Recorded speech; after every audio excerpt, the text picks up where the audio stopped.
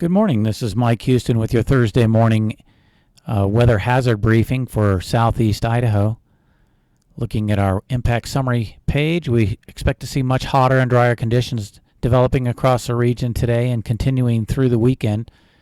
We do expect to see a dry cold front with gusty winds arriving in the area sometime Monday or Tuesday.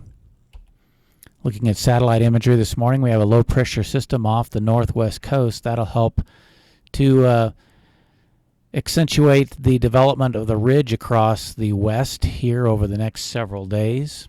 We may also see some residual moisture here in the central mountains, maybe up here along the Montana border near Island Park, which may be supportive of isolated thunderstorm development in the late afternoon and early evening hours, but primarily will be dry and hotter over the next several days.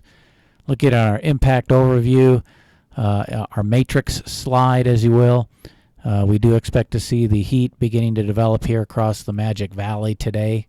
As I indicated previously, maybe some isolated thunderstorms here in the Lost River and Lemhi County regions and up towards Island Park. But by Friday and Saturday and heading through the remainder of the weekend, even into early next week, we expect to see that high-pressure ridge take control with very hot temperatures across the region, near record highs in the valleys, and some moderate impacts due to that heat here in the valley locations. And here's where we have our heat advisory out at the moment, basically for Shoshone today and the remainder of this salmon-colored area for Friday.